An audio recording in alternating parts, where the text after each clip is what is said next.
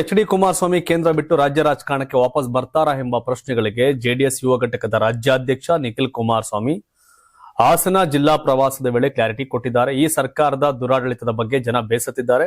ರಾಜ್ಯದ ಚುಕ್ಕಾಣಿಯನ್ನ ಕುಮಾರಣ್ಣ ಹಿಡಿಯಬೇಕೆಂಬ ಪ್ರಸ್ತಾಪವನ್ನ ಎಲ್ಲೇ ಹೋದ್ರು ಜನ ಮಾಡ್ತಿದ್ದಾರೆ. ಇದಕ್ಕೆ ನಾನು ಕೂಡ ಸಾಕ್ಷಿಯಾಗಿದ್ದೇನೆ.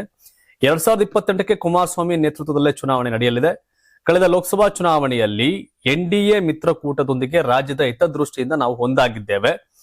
ರಾಜ್ಯದ ಜನರು ಕೂಡ ಅದಕ್ಕೆ ಪೂರಕವಾಗಿ ಸಹಿ ಹಾಕಿದ್ದಾರೆ. 19 ಲೋಕಸಭಾ ಸಂಸದರನ್ನ ಗೆಲ್ಲಿಸಿಕೊಟ್ಟಿದ್ದಾರೆ ಎಂದು ಕುಮಾರಣ್ಣ ಮುಂದೆ ಮುಖ್ಯಮಂತ್ರಿ ಆಗ್ತಾರಾ ಅಥವಾ ಏನಾಗಬೇಕು, ರಾಜ್ಯ ರಾಜಕಾರಣಕ್ಕೆ ವಾಪಸ್ ಯಾವಾಗ ಬರ್ತಾರೆ, ಇದೆಲ್ಲವನ್ನ ಬಿಜೆಪಿ ರಾಷ್ಟ್ರೀಯ ನಾಯಕರು ಕಾಲ ಬಂದಾಗ ಕುಳಿತು ಚರ್ಚಿಸಿ ನಿರ್ಣಯ ಕೈಗೊಳ್ತಾರೆ ಹೇಗಂತ ನಿಖಿಲ್ ಕುಮಾರಸ್ವಾಮಿ ಹೇಳಿದ್ರು.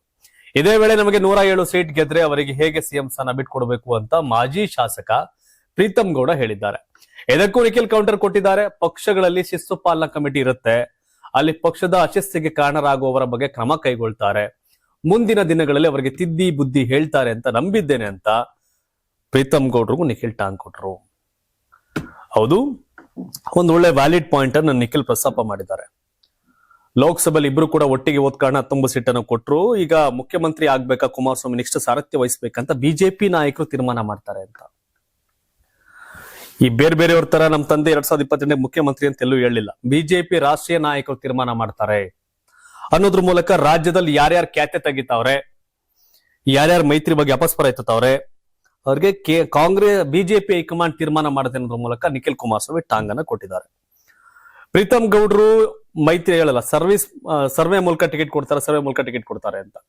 ಸರ್ವೆ ಮೂಲಕ ಟಿಕೆಟ್ ಕೊಡೋದಾರೆ ಹಾಸನದಲ್ಲಿ ಪ್ರೀತಮ್ ಕೊಟ್ರೆ ಮಾತ್ರ ಗೆಲ್ತಾನೆ ಅಂದ್ರೆ ಕೊಡ್ಬೋದೇನು. ಕೋಲಾರ ಬಿಜೆಪಿ ಎಂಪಿ ಇದ್ರು, ಆದ್ರೆ ಅದನ್ನ ದಳಕ್ ಬಿಟ್ಕೊಟ್ರು ಆ ಸೀಟನ್ನ ಅಲ್ವಾ. ಸೊ ಇನ್ನ ಮಂಡ್ಯದಲ್ಲಿ ಬಿಜೆಪಿ ಬೆಂಬಲಿತ ಸುಮಲತಾ ಇದ್ರು, ಅದನ್ನ ಕುಮಾರಸ್ವಾಮಿ ಅವ್ರು ಬಿಟ್ಕೊಟ್ರು. ಇನ್ನು ಶ್ರೀರಂಗಪಟ್ಟಣದಲ್ಲಿ ಸಚಿನ ರವೀಂದ್ರನಾಥ್ ಅಂತ ಸರ್ವೆ ಆಗುತ್ತೆ, ಆ ಸರ್ವೆ ಪ್ರಕಾರ ಟಿಕೆಟ್ ಕೊಡ್ತಾರೆ. KR ಪೇಟೆಯಲ್ಲಿ H.D. ಮಂಜುನ ನಾರಾಯಣಗೌಡ್ರ ಅಂತ ಆಗುತ್ತೆ, ನಾರಾಯಣಗೌಡ್ರು ಮಂಜು ಆದ್ರೆ Manju. At the same time symbol ಯಾವ್ದು ಅಂದಾಗ ನಮ್ ಸೀಟೆ ಅಂದಾಗ ಆ ಸಿಂಬಲ್ ಮೇಲೆ ನಿಲ್ಬೇಕಾಗತ್ತೆ.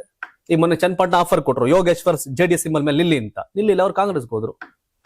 ಈ ಪ್ರೀತಮ್ ಗೌಡ್ರು ಗೆಲ್ತಾರ, ಓಕೆ, ಸಿಂಬಲ್ ದಳ ಸರ್ವೆ 2 ತರ ಆಗುತ್ತೆ. ಹಾಸನ ವಿಧಾನಸಭಾ ಕ್ಷೇತ್ರ ನೆಕ್ಸ್ಟ್ ಯಾರು ಶಾಸಕರಾಗ್ತಾರೆ, ಸ್ವರೂಪ ಪ್ರೀತಮ್ ಗೌಡ್ರ ಅಂತ ಕೇಳ್ತಾರೆ, ಜನ ಪ್ರೀತಮ್ ಗೌಡ್ರು ಅಂತಾರೆ. ಸಿಂಬಲ್ ಯಾವ್ದಾದ್ರು ಪರವಾಗಿಲ್ಲ, ಓಟ್ ಹಾಕ್ತಿದ್ ದಳಕ್ಕೆ ಸಿಂಬಲ್ ಅಂತ ಸರ್ವೆ ಬಂದ್ಬಿಟ್ರೆ ಏನ್ ಮಾಡ್ತಾರೆ, ದಳದಲ್ಲೇ ಇಲ್ಬೇಕಾಗತ್ತೆ ಪ್ರೀತಮ್ ಗೌಡ್ರಾಗ. ಹಾಗಾಗಿ ಇನ್ನು ಮಜಾ ಬಹಳ ಇದೆ ಮುಂದಕ್ಕೆ. ಇನ್ನು ಶ್ರೀರಂಗಪಟ್ಟಣ ಈ ಕ್ಷೇತ್ರದಲ್ಲಿ JDSಗೆ ಓಟ್ ಹಾಕ್ತಿವಿ, ಓಕೆ, JDS ಕ್ಯಾಂಡಿಡೇಟ್ ಯಾರು ಆಗ್ಬೇಕು, ರವೀಂದ್ರ ಶ್ರೀಕಂಠಯ್ಯನವರ ಸಚಿನ್ ಅಂತ ಕೇಳ್ಬೋದೇನೋ. ರವೀಂದ್ರ ಶ್ರೀಕಂಠಯ್ಯ ಅವಲ್ಲ, ಅದ್ ಹೆಂಗಾರ ಆಗ್ಲಿ ರೀ. ಸಚ್ಚಿದಾನಂದ ಚುನಾವಣೆ 100% ಕಂಟೆಸ್ಟ್ ಮಾಡ್ತಾರೆ ಶ್ರೀರಂಗಪಟ್ಟಣ. ಮದ್ದೂರು ಸ್ವಾಮಿಗೌಡರು ಅಷ್ಟೇ. ಹಾಗಾಗಿ ವಿಚಿತ್ರ ರಾಜಕಾರಣ ಇದು. ಕಾಂಗ್ರೆಸ್ ದಳ ಮೈತ್ರಿ ಆದ್ರೆ ಗೊಂದಲ ಜಾಸ್ತಿ ಇತ್ತು, ಈಗ ದಳ ಬಿಜೆಪಿ ಮೈತ್ರಿ ಇಲ್ಲೂ ಗೊಂದಲ ಇದೆ ಕೆಲವು ಕ್ಷೇತ್ರ, ಅದೇನು ಮಾಡಕ್ಕಾಗಲ್ಲ, ನಡೀತಾ ಇರುತ್ತೆ. ಹಾಸನದ ಸಮಾವೇಶದ ಯಶಸ್ಸಿನಿಂದ ದಳಪತಿಗಳಿಗೆ ಹೊಸ ಉತ್ಸಾಹ ಬಂದಿದೆ. ಹೀಗಾಗಿ ರಾಜ್ಯದ ಬೇರೆ ಬೇರೆ ಕಡೆ ಸಮಾವೇಶಕ್ಕೆ JDS ಪ್ಲಾನ್ ಮಾಡ್ಕೊಂಡಿದೆ.